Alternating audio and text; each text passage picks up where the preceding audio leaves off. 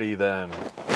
Welcome to the Hamilton Tile Show podcast. I'm Ben Santos. This is Jason Hamilton. This is the show where you get an insight into the lives, the trials, the tribulations, the projects of modern craftsmen, 21st century owner-operators of a small remodeling company, residential remodeling company near Atlanta, Georgia. So we like to talk about business, we like to talk about remodeling, and we also like to talk about tile because we're tilemen as a trade. So thanks for joining us. If you wouldn't mind right now putting a thumbs up on this video, and if you like the show, share and subscribe. We'll be around more often. So want to thank everybody for being here again. Jason, how are we doing today?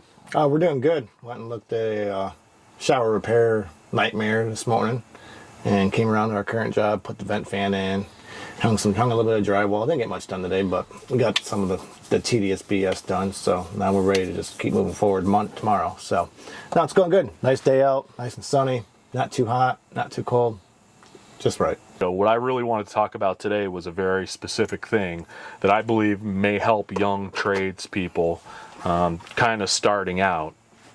So what I like to think about with our work is we essentially create these jobs out of nothing, out of the ether, with using the internet, content marketing, and we don't even need to call it marketing. We can just kind of call it getting the word out. That's essentially what we're doing. So I want to talk about, if you're a beginner, say like you're working for a tiler now as a helper, or you're working for a contractor, or you just moved to a new city, or maybe you're trying to get out on your own and you want another stream of leads and stream of work. Today's show, I want to teach you how we broke into a heavily saturated market using the internet. So this is how to use the internet to drum up business. So Jason, what are the strengths of, let's say, referrals? Because this is usually how people get leads. Why are referrals good? They're easy. I mean, that's why people like them. You don't have to put much effort into getting them.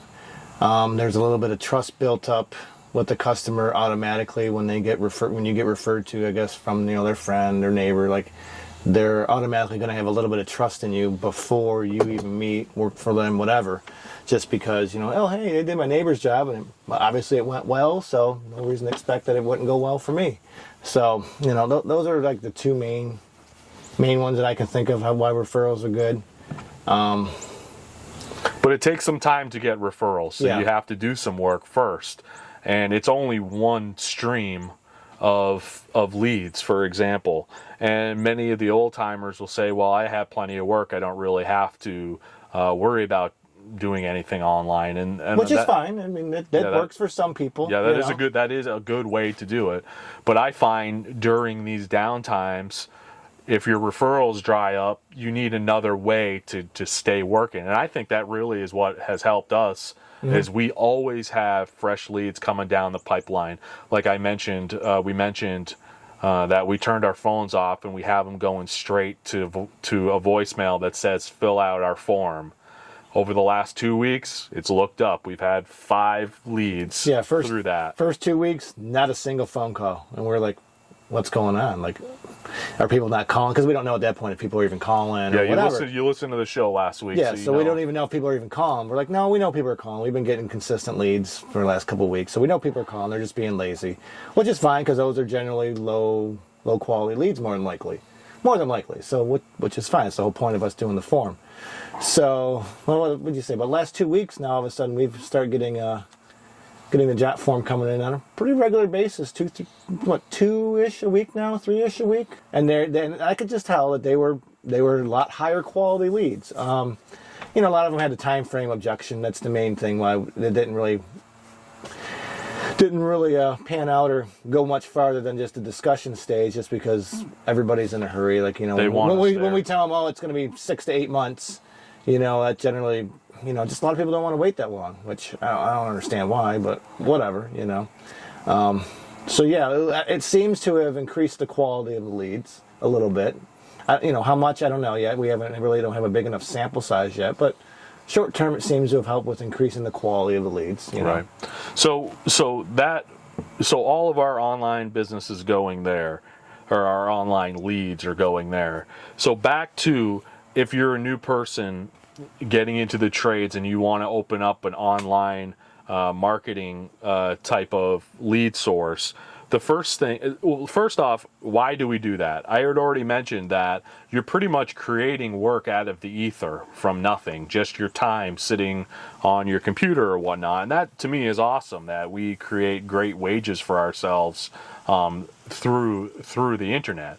Now, for you, if you're working for someone else right now and you're looking to do this, I believe that one of the only ways that you're going to be able to really get your wages up is becoming the person that you work for. So you almost have to do what your boss does as far as marketing and running a proper business. So that's how you're going to get your biggest raise, is by kind of taking on more responsibility and thinking into the future with something like this. So the first thing I would do is, if I'm trying to start marketing online and getting customers from online, creating them from nothing, is take photos and videos of all of the work you're working on currently. So if you're working for somebody else, start taking photos, videos of it.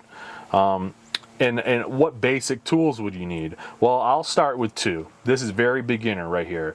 First off, you need a PC. I like to have a personal computer. Back when I started, I started with just a really basic computer. I had it in the room I was renting or whatever, and that's really the only reason I needed a room, was for my computer to do work. And then the next thing that you're going to want to get is the best phone money can buy, as far as. And the reason for that is the camera that's on it. Yeah. Because that's really the big reason. Like, you can get separate audio things that plug into it, and because audio is always lacking on the phones. They're okay, but it's not great. That's why we have these little things. You can actually use this with your phone. But yeah, like, the phone, generally speaking, can take as good as videos and photos as the DSLR that we're using right now. Buy the best phone that you can get. Caveat, though, to that is, phones need really good light to look good. Yep. So, if you're doing it in a dim area or whatever, it doesn't record as good as, say, a DSLR and all that. So keep that in mind, when you go that route, but the phone, you need one anyways, you have one anyways, so it kind of helps keep the cost down at the beginning. That's what we did. Yep. And then we ended up saying, all right, we want to make better videos from time to time, so we bought a nice, $1,500 camera, whatever it was. It was $1,000, whatever it was. But I'm going to say a lot of the stuff that we've gotten, you don't need. No, you don't. You need a phone that you can get the best video possible, and you need to start taking the time to shoot stuff. It can be inconvenient, but that's going to be your first move, because you need to have some sort of content, whether those are pictures or videos. Once you have the PC and the videos, you're going to have to learn some basic editing. I use Premiere Pro. I use Photoshop, the Adobe Creative Cloud, but there's other ways to do it. I would start working on that. And I'm telling you this as a beginner. Established people, we talked to our cabinet guy yesterday. He pays $6,000 a year to do a lot of this stuff now we don't know what that entails and how much. But his website, et cetera, et cetera. They do. So if you can do this yourself, you're saving a bunch of money. So your basic stuff for photos and videos, we're going to need a computer. I don't recommend a laptop, but because you can get more bang for your buck with a PC. A desktop, a phone, the best one you can get, a tripod, basic one, a swivel head for the tripod, and as I said, learn some basic editing things. You can learn all this stuff on YouTube. Very straightforward, very simple. Step number 2, this is the biggest bang for my buck, is learn copywriting. Basically what you're doing is learning how to write an ad. And another part of that I do is I have one business book going at all times to get inspiration for my ads. Like, I'm reading a book on trust right now. So some of my ads will probably be sprinkled with some ideas that I've gotten from that book. So that's a great second thing you have to do, is learn how to write and create an attractive ad using persuasion. Number 2, branding.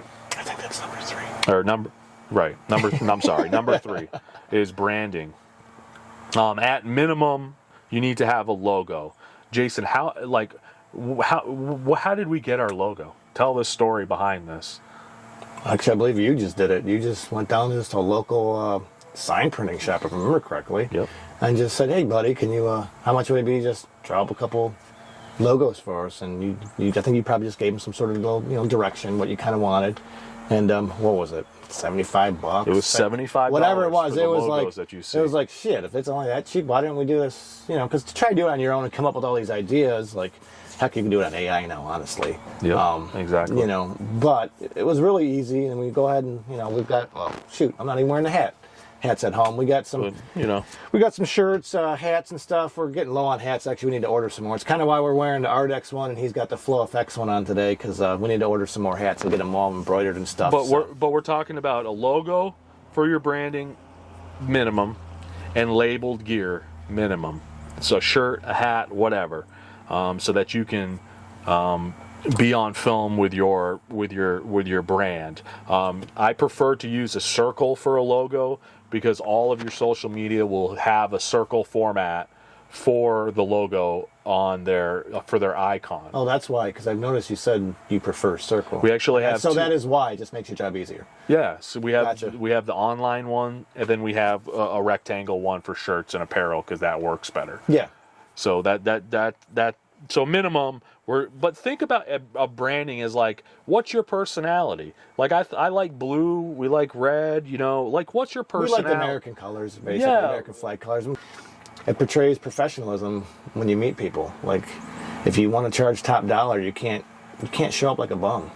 You just can't. So, that's another reason why you should get your own shirts, hats, branding. Just adds to the layers of your brand and your business and credibility that, you're going to be worth what you want to charge. Mm-hmm. Step 4, we're going to think about some form of marketing strategy that best fits you and who you are. What do you want to portray? What do you do? Like Jason and I are owner-operators. We're going to have a little bit of a different strategy than a builder.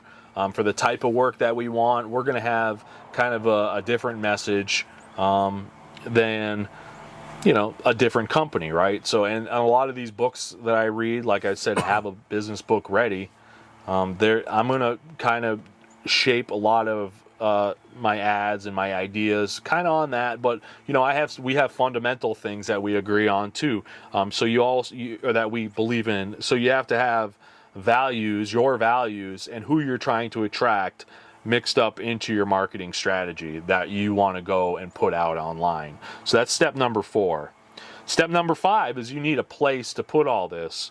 So get a website and treat it as a blog or a journal. Like who do we use for our website, Jason? We use Squarespace, and makes it easy. I mean, it's kind of limited to, I guess, what you can do with it. The customability.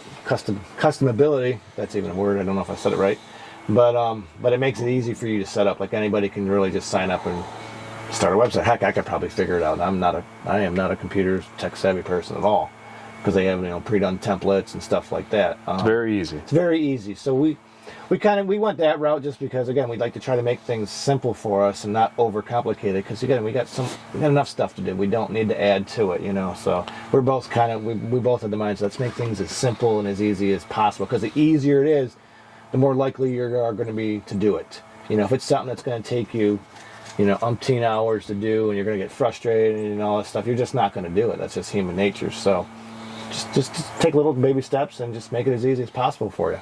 So your website is going to be like your online journal, where you're going to drop the pictures you take, you're going to drop the videos that you take, you're going to experiment with your copywriting, you're going to experiment with your branding, you're going to experiment with your marketing strategy. That's where your main hub is going to be.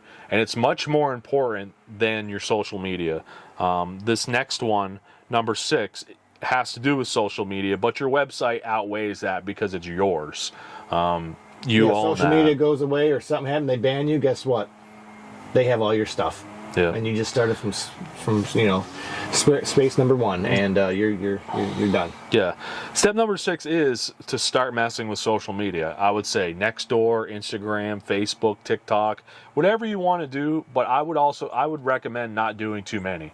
Focus on 1 or 2 that you like to use that works for you, and focus on those. It's great to build community. I like our Instagram because it's mostly other tilers that I can look at what the trends are. I enjoy Instagram the most. But you do want to have some form of social media so you can utilize their algorithm to potentially get you some leads.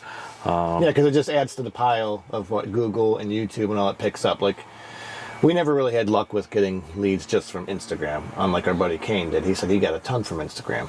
We never really did, but we do get some every once in a while. So it just helps add to the layers of, credibility, and like I said, for Google, YouTube, and all those, like you said, all those algorithms that pick you up. So you don't have to do a ton on it, but just to keep it fresh, because that's what all these algorithms like. They don't like things staying stale and copacetic and not seeing any updates.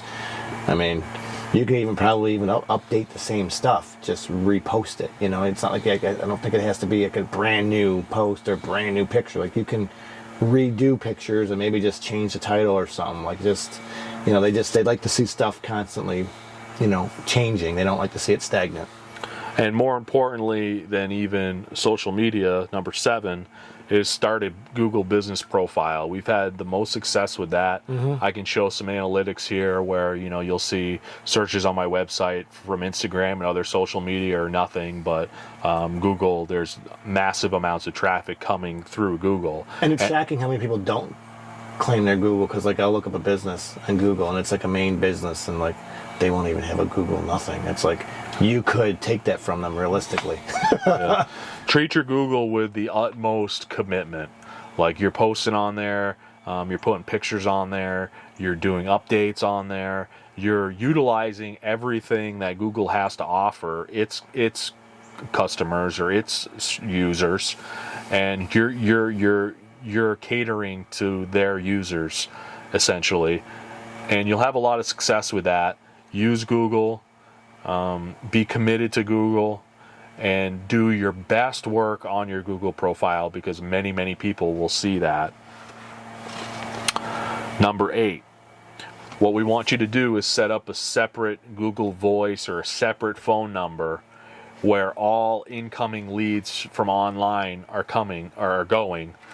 You'll set up a voicemail message, and you'll respond to those messages at a certain time that is comfortable for you. So this is going to keep your phone from ringing off the hook when you're working. There's nothing worse than that. You would agree with that, Jason? Mm-hmm. Yeah, you want your phone to ring, guarantee, go mix up some grout. Yeah. Your phone will ring. So you don't want to deal with that when you're working. So we set aside a time to just do it afterwards. And Google Voice is free, I believe. Grasshopper's another one I've mentioned. All of these work out great for your voicemail for everything from online. Now, you have the calls coming in, you have the voicemail. This is where you're going to have to kind of skill up a little bit, and you need to start some sort of sales process. I hate to say sales, but let's call it some sort of communication process where you can quickly and effectively get the information you need to figure out whether or not that caller or that relationship that was formed online is going to work out, or if that's something that you want to pursue. So early on, I scripted a lot of stuff that I did on the phone that I know worked, so that I didn't have to think about it. And that's a great way to do it. You have to have some sort of process. What does our on the phone sales process look like, Jason? Well, we normally try to ask them, where you found us, stuff like that. Because that kind of did you look over our website? Because that kind of gives us insight into how serious they are. If they say no, we didn't really look at your website, but we're just a number in the phone book to them. But some people say, oh yeah, I watched your videos for hours and hours. Okay, automatically I know this is a high value lead right here. So that kind of changes the conversation a little bit, like where you want to go, direct it at. Then at that point, I like to kind of hit them. The jot form is really great for this because it gives us they makes them put in a budget conversation, because you got to have some sort of a budget conversation. So the jot form is great for this because they automatically put in a number. But if they don't, if you're just taking phone calls, what I like to do is you go, so hey, you want your bathroom done? You mind if we have a conversation about just some rough numbers or ranges real quick? And they generally say yes, because it's fine. Because they won't bring it out on their own. They want to tiptoe and dance around that constantly. They don't want to answer it. But if you ask them if it's okay, they're generally not going to say no. So it kind of forces them to talk about it. And I'll generally like to say something along the lines of, so you want to do your master bathroom? Do you want to do all the bells and whistles? Heated floor, heated towel bars. Just write off a couple things, high end stuff, and go. That's typically between 50 to 75. You just make up a number. Or do you want to go kind of simple stuff, low range, not low range, but basic stuff, and be between 30 to 40. And then you go, what range works better for you? And then you shut up. Generally speaking, when you throw out that high number, if you hear an audible gulp or you hear them say something, you kind of know in their mind, what they're thinking this project costs. So it kind of gets you in the ballpark of what they're thinking, and then it kind of tailors to how you're going to answer and ask other questions, for the conversation. Yeah. So there's ways to get information out of them. It's basically by asking questions. Believe it or not, that's all you got to do is ask them questions. Because if you straight out come and say, hey, what's your budget? They're not going to answer you. They're going to tiptoe around it. But if you just approach the question in a different way, that we found, it's a remarkable. They will. I've actually done it when I first started doing it. You ask them the budget, they won't say anything. Then you wait a couple minutes in the conversation, and you throw out a different way of asking the budget number. All of a sudden, they'll no, this is how it goes. I've had this actually happen a couple of times. What do you think this project's going to cost? And they'll say, I don't know. We have no clue. Then you ask a couple questions, and then they'll literally say, well, we were thinking it would be around 25. That happens all the time. So then it's like, okay, well, you already lied to me now. You knew what this was. They don't want to divulge that information. For us, though, I like to have the jot form, and that's the jot form's great. But that's part of our sales process. Yep. Because you don't have to screw around with all this and do any of this crap. But, I mean, if you're just starting out, you're probably going to have to be on your phones a little bit. And the point of all this is to learn to run the phones. That's number 9, is learn to run the phones. I mean, there's plenty of phone sales, courses, there's plenty of books. There's just Zig Ziglar, all these type of sales type of books. You'll get a general overview of how to run your phones, because there's nothing worse than having unprofessional people on the phone. I know that we open people up, and we are ahead of the game when people realize that we can communicate effectively. It's not even sales, it's just an effective communication process in order to close the job, number 1, and move the job forward into getting the project done and then getting paid. That's really what I'm talking about. It's not even... And don't be afraid to ask the hard questions, whatever they are, that you're not comfortable with talking about. Everybody's uncomfortable with talking about something, whether it be the money or the scheduling, whatever it is. I had that problem when I was younger. I just didn't want to talk about the uncomfortable things, but it doesn't change the reality that these things do have to be addressed. So exactly. I have found it's better just to address them first and foremost, because then once it's addressed and the standards are set and the expectations are set, it's just smooth sailing from there on out. Don't not talk about it. Yeah, I think the forms are going to work out great. So I mean, for us, we're trying to kind of more get away from the online, the phone side, the phone communication side of it. But if you have to do it at some point, so it's a skill that you're definitely going to want to develop as a beginner, is learn to run the phones. And then number 10, this is the biggest one, is start asking for reviews on your Google profile. So how I started, we were working for a contractor, we would make relationships with the people that we were working for at for the contractor's homeowners. They liked us, and the contractor didn't mind, so I started asking them for reviews. And I just really started. We really started pushing the. And you're only going to get 1 out of 5. Right. You can push, and just some people just will not do it. Again, it's hard getting people to do it. There's been plenty of customers. I can think of 3 off the top of my head. They were ecstatic about their bathroom, loved us, and I've reminded them 2, 3 times. Oh yeah, I'll do it. Blah blah blah. They'll do it later tonight, and they just won't do it. And I get it. And people get busy, and you just forget about it, out of sight, out of mind. I'm not mad about it, but you got to be kind of persistent about it, and just realize that you're going to ask. Even if you ask everybody, you probably only get about 1 out of 5. I'd say that will actually do it. Yeah. I would say it might even be less than that. It might be 1 out of 10, 1 out of 8. But it's not like you're not going to get a lot of people to do it. So like our Google profile, we got 65, 66, whatever it is. We could probably easily, if I had to guess, have 200 if people just did what they say they were going to do. No. And people don't do it for their own reasons too. I mean, because we expect it to be like a public endorsement as well. So I mean, I know a lot of people don't like to do that kind of stuff. Yeah, some people are private; they just don't want to put it out there. It's fine. Yeah, but I'm saying that if you're a beginner, I would really start focusing in on getting testimonials from people, getting it on paper. I've said it before. No photos, no review. The job didn't happen. So I think this is a nice little overview for a beginner about how to start maybe getting some online leads and start getting another lead source, and for not much money too. I mean, this is just going to take your time and your creativity. And that's pretty much how we did it, just time and creativity. And it takes time to get going. It's not going to happen in a week or 2 or 3 or a month or 2 months. It took a couple months for it to actually start to pay dividends. Maybe even a year. Yeah, honestly, it took a while for it to start paying dividends, but once it starts going, then it's a snowball, and then it just starts adding up and adding up and adding up, and then you got more phone calls than you know what to do with. Yeah, and it's worth it though, because it is. Because here's the problem. Like we were talking about referrals either. Everybody says, "Oh, I work for referrals." Well, we've experienced this firsthand. Go ahead and double your prices and see how well your referrals work out anymore. So with the referral thing, a lot of people say, I only work on referrals. I work on referrals. That's great. But go ahead and double your prices and see how well those referrals start coming in now.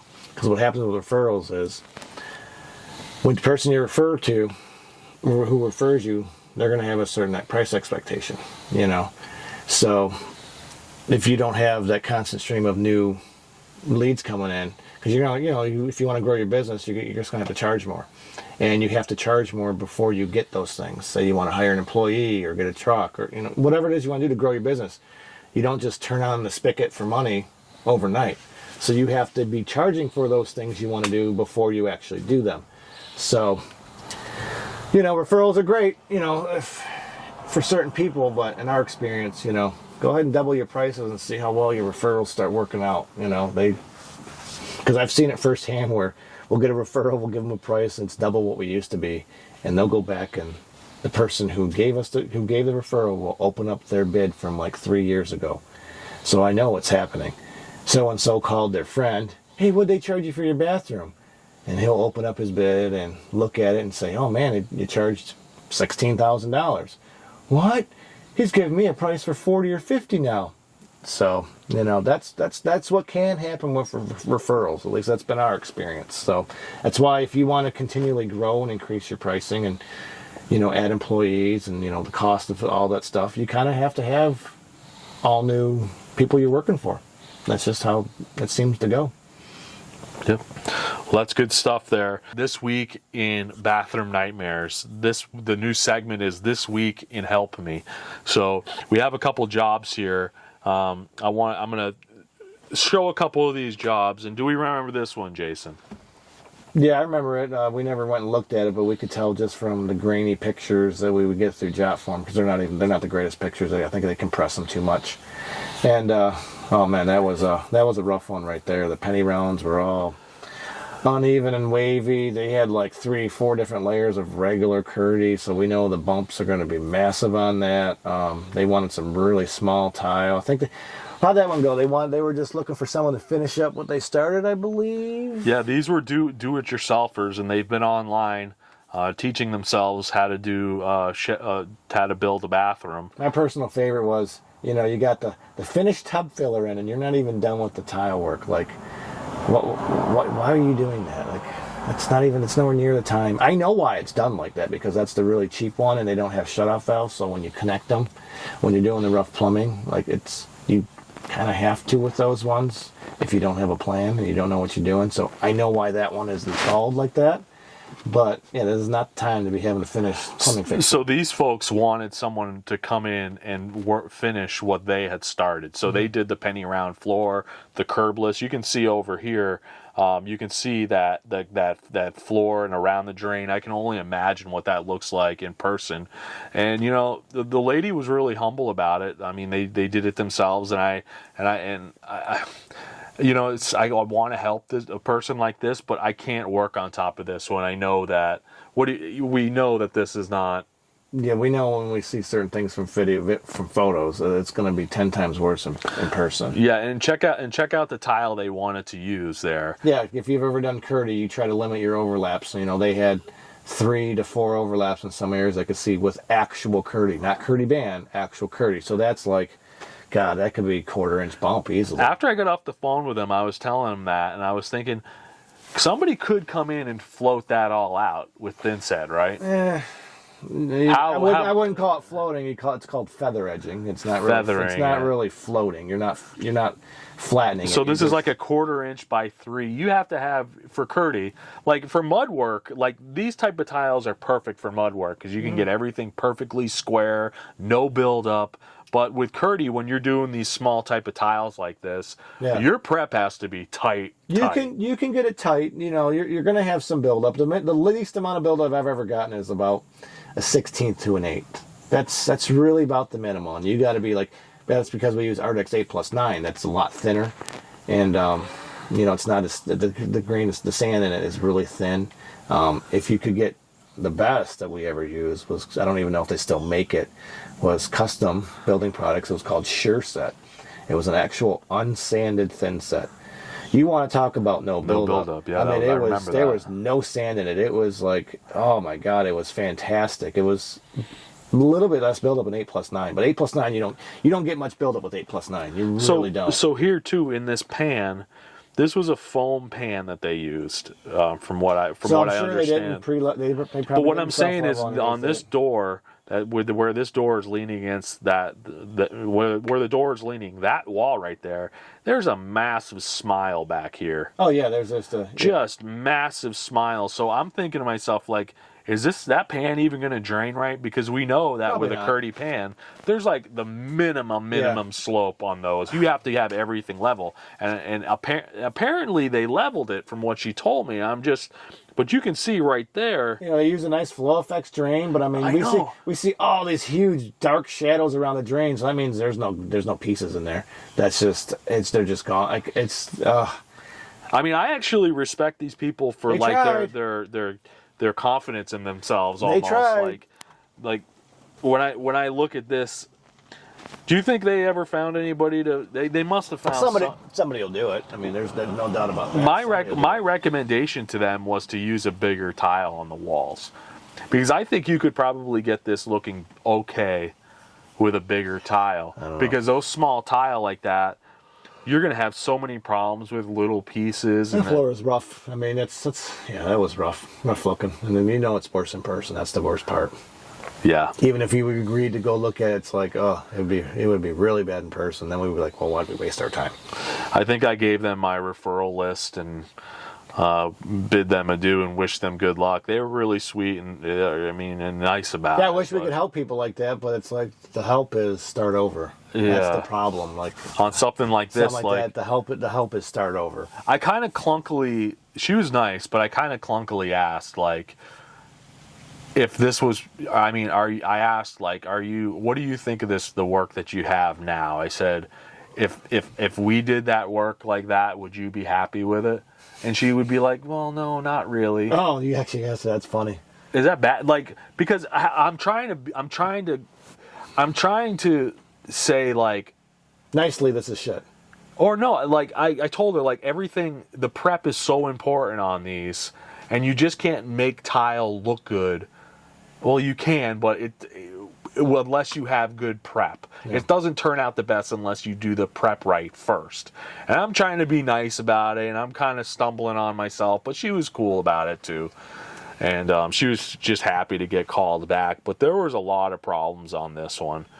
I let you guys tell me in the comments what you would do if you would take on a job like this, what you would charge. They were under the impression that it was no big deal until they talked to me. And you can only imagine they're bringing that little tile all the way out around the tub, I'm sure, and around this wall. So you're carrying that all around, and you have to find a level line going across the entire bathroom on a floor that's probably not level, setting it on top of uneven penny rounds and all this.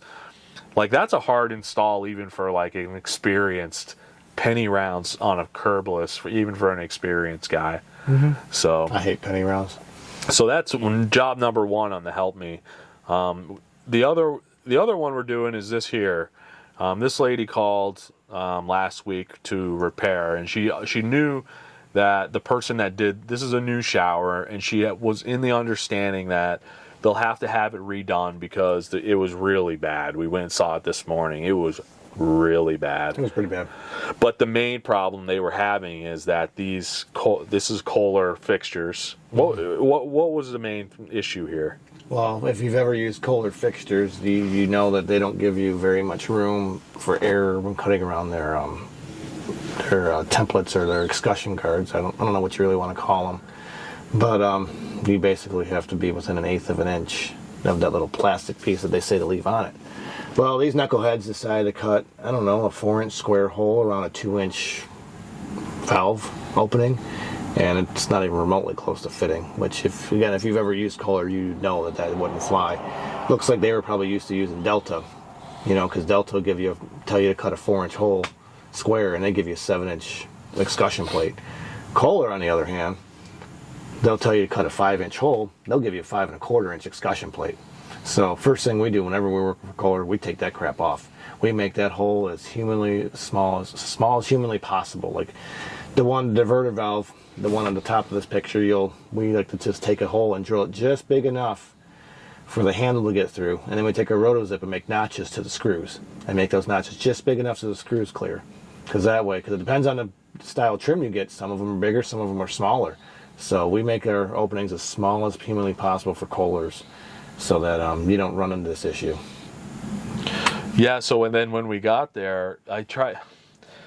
So mostly this lady filled out our form, and then I called her, and she's a nice lady. So she was using the word help, and I got a soft heart for that. Yeah, we don't normally do things like this. That's for sure. But so, and I'm telling her, I'm like, the hardest part of our business is that all the gurus say to just give people what they want. Like if you're selling McDonald's, people want burgers, so you sell them a burger. People want red cars, so you make red cars. But in our business, oftentimes we have to talk ourselves out of work because it's not something that's going to work out.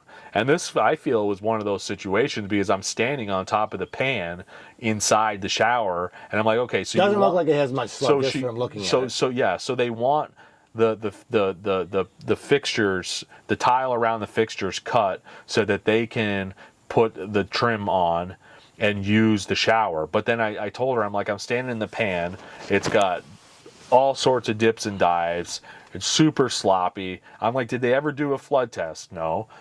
Do you know if this thing even holds water? Because you can pay us a good little bit of money to get your fixtures put on, but then this whole thing might not even hold water. It might leak. I mean, yeah. So I'm like... She said she put a golf ball or some sort of ball in it. It didn't even roll to the drain. So, I mean, that's not a good sign. I mean, you always have some movement, sometimes it's slow, but I mean, it always should roll towards the drain. Yeah, so I said, you need to have a good hard thought about, we want to do it, but not now, not now. It's going to cost like $1,500 to basically repair it. Replace one tile and have our plumber come in and trim out this bathroom or trim out the shower because he's got to make a custom nipple for the handheld and all that stuff. Like, it's just trip charges at that point, At least he'll but they need a whole new bathroom. That's how bad the quality was. It was one of the worst ones I've ever seen. Nah, we've seen worse. It was bad. I don't know. That was pretty bad. I didn't want to take pictures just because I didn't want to, be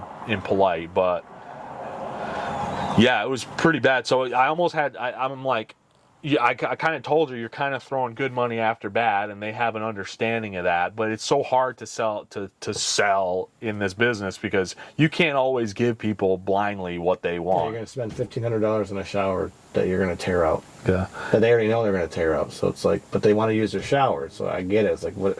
But then again, we don't even know if it doesn't leak. If Yeah, it we don't even know it leaks. doesn't leak. It's already got penetrations in the curve from the screws. Yeah, the tile you can see around the fixtures. There was no thin set anywhere near. Pretty sure there's a good chance it was spot bonded. There's a very good chance because I could see kind of from the side because the hole was pretty large. I could kind of see sideways.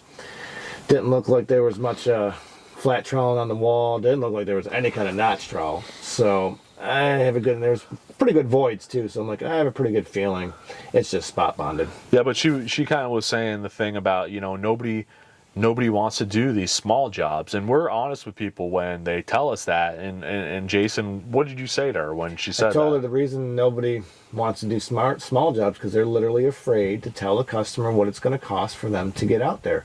Businesses have a minimum charge to show up. Ours is, like for most things, it's just going to take an entire day.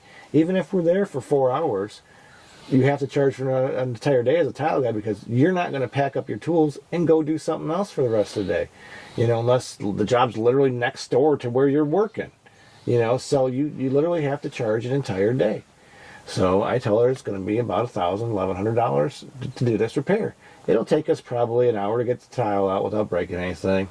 Cut the new tile, set it. That's another hour. It's 2 hours. Go take a long lunch so we can get the Artex X5 a little bit of time to set up and stiffen up. Or maybe just use rapid set. But either way, we got to go take a nice long lunch. So there's, an hour or two there. So we're into 4 hours. Come back, grout the dang thing, wipe it up. And clean. So we're going to have a better part of it, minimal half a day to a full day into it.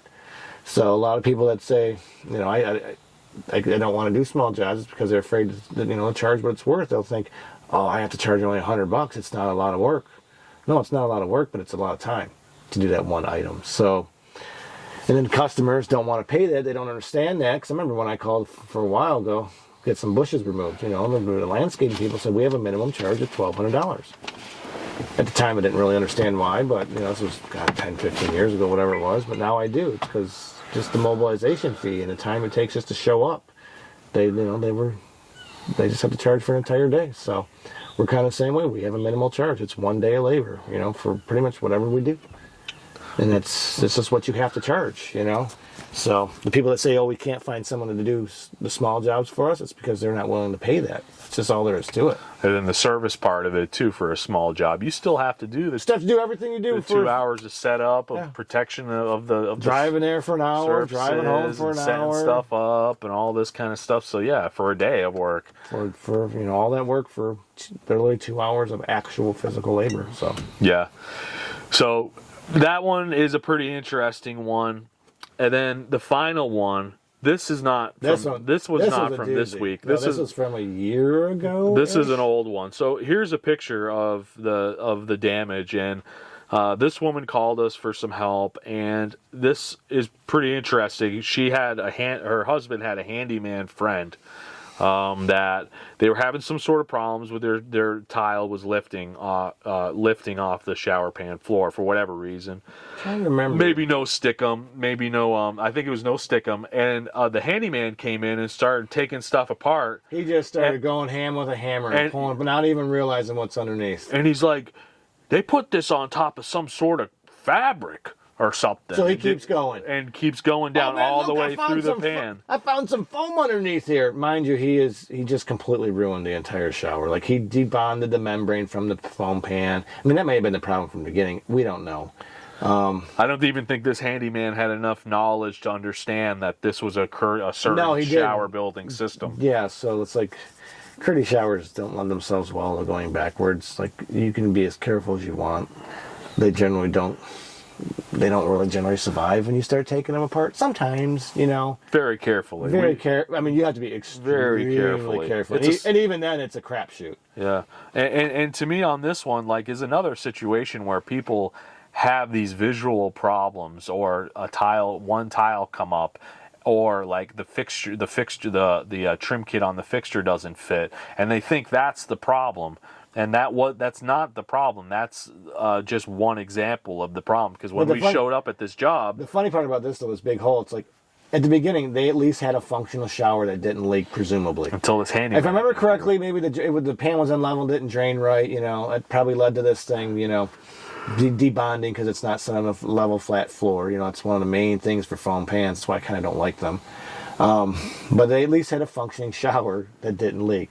Well, when the guy left probably a couple hours later, he just ruined their entire $50,000 bathroom with a 4-inch hole.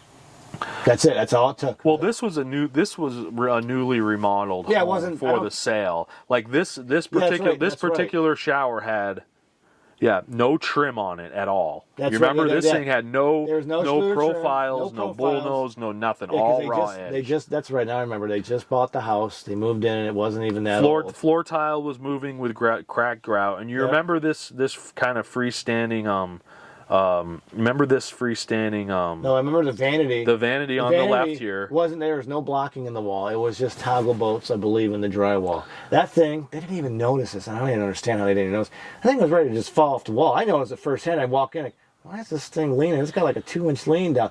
Oh, it's always been like that. I just opened the drawer. Well, you realize it's ready to fall off the wall. What? They just had no clue. Like, would you think it's supposed to be like this? Yeah, it was just, if I remember correctly, it was just like a toggle bolt. And I remember it was a massive hole. Like it wasn't fastened at all. This guy was a full gut because the floor was pretty rough too. Yeah, I believe it was Ditra on the floor. It was pretty rough. I think I could see it from the edge of the. I could see it from the edge from the what's a jigger? What's it called? The floor vent. I lifted it up, so if I remember correctly, it was Ditra on the floor, so it probably didn't have very good coverage. They made the thin set too thick when maybe putting the membrane down, and then they probably just didn't get good coverage on the tile, not full support. But I remember it was like butt jointed, no room for grout.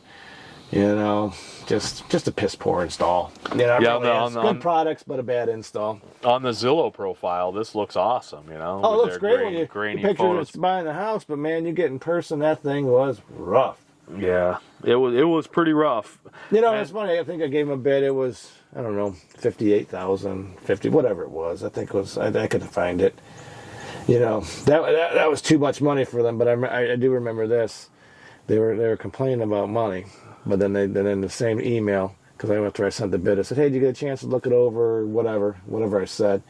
Oh yeah, we'll look it over. We're on vacation right now, But they were poor mouthing us about not being able to afford to do a bathroom. But we all go on vacations with kids. We know what those cost. Like, not $1,000 thing. They probably, people spend $5-10 grand on a vacation. So, that's kind of where their priorities were. It's like, if you got this problem with this bathroom, because they've been going on for a while. It's not like the guy just tore the hole and it was a week later she called us. If I remember correctly, it was like they were trying to sue him and all this crap. And it'd been going on for a while. So it's like, obviously this bathroom is not a very high priority for you if you're going to complain about not having money for it, and yet in the same breath go on vacation. Remember that lady that she lived in a retirement home.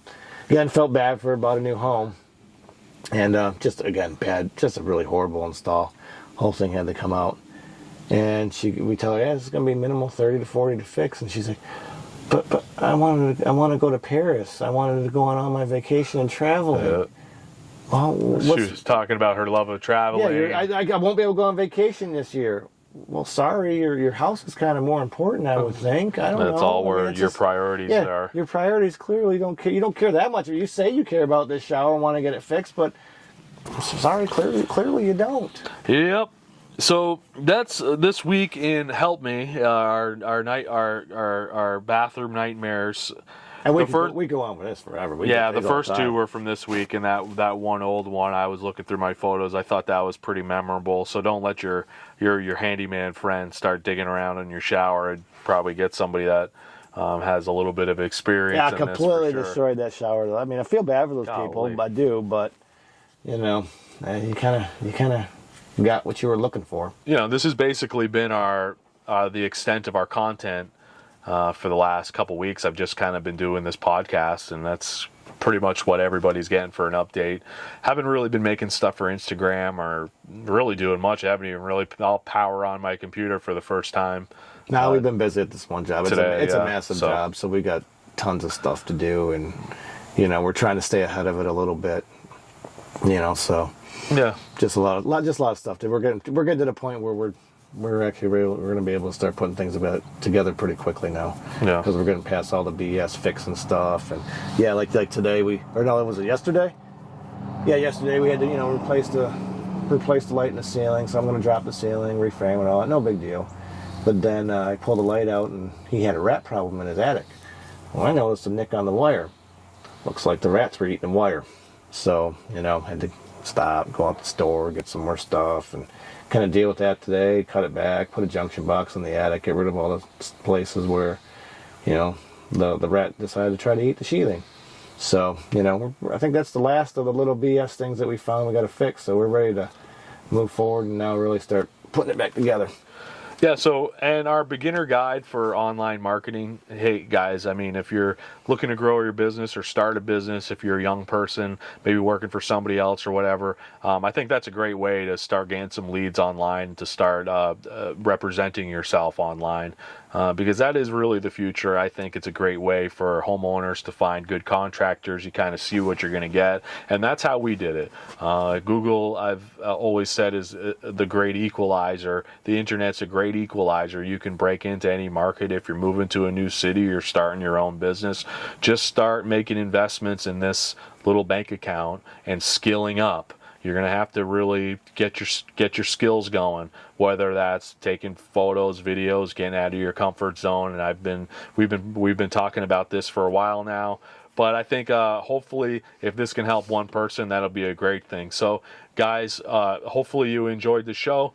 Thanks for being here.